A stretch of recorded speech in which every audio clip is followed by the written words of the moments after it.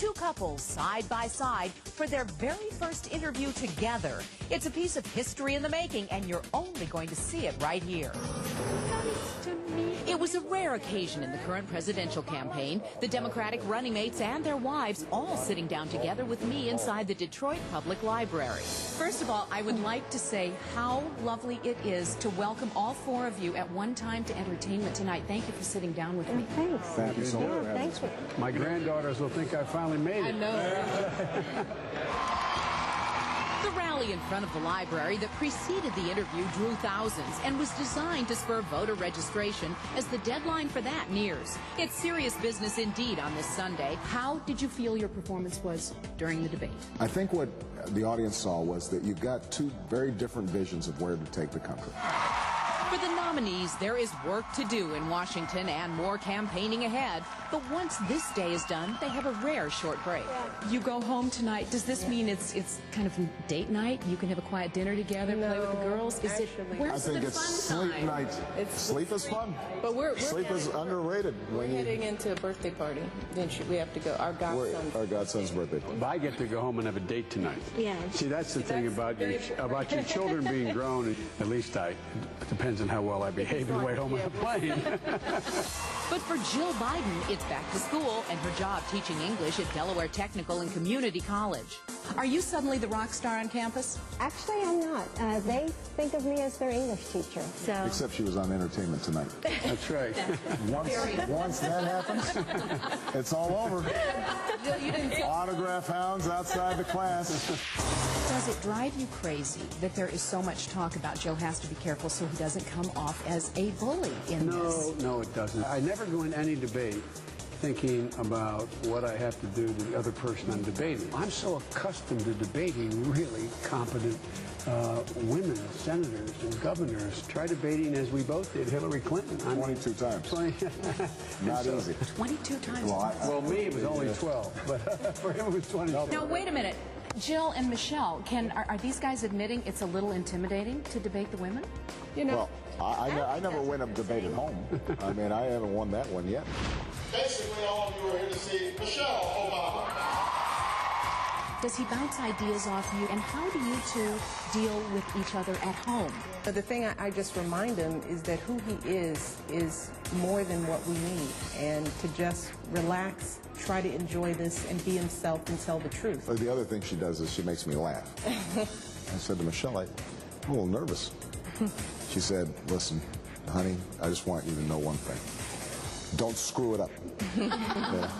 And that kind of broke it, and you know, I started laughing, and that's what she always does.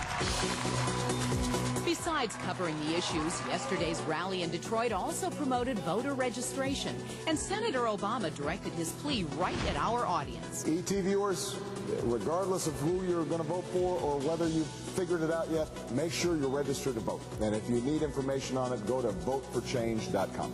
I mean, what we've done through the campaign process is to really keep their lives the center of our world. Family life on the campaign trail.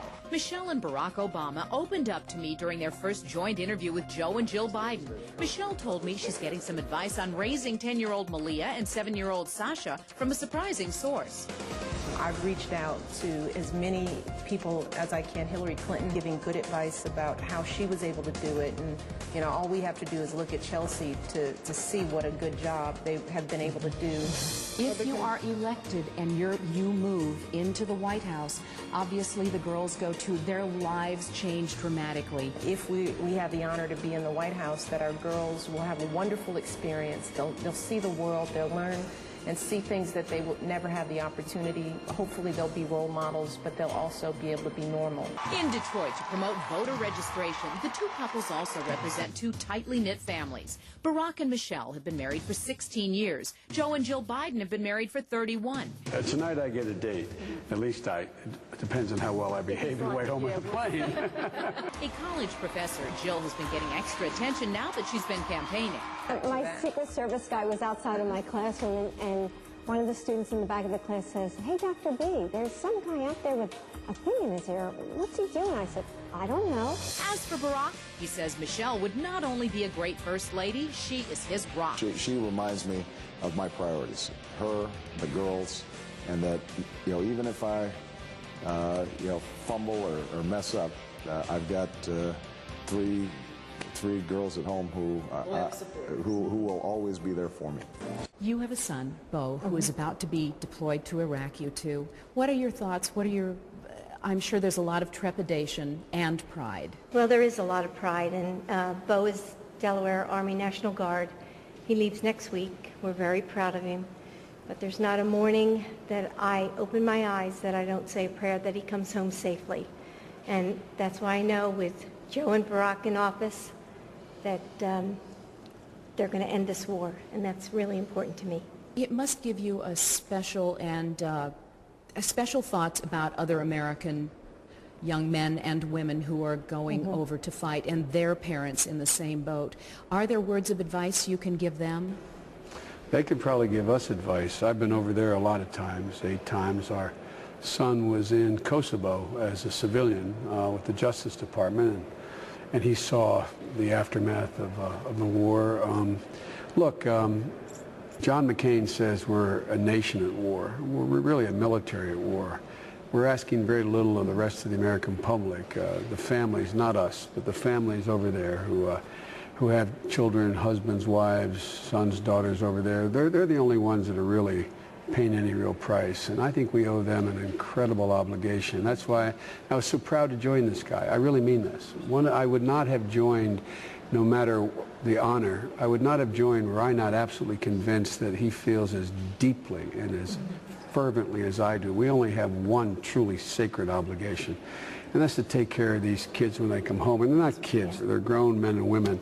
But you know, we have such an obligation, and it does make it more personal when you know, when you've been out there in these PRTs, you've been out there in Fallujah and all these different places, and you see these guys knowing your son's going to be in that situation. But you know, as our son says, you know, Dad, look, tens of thousands of people are doing this. It's our duty. And so I'm proud, but I have to admit to you, I wish he wasn't going. I wish he wasn't going.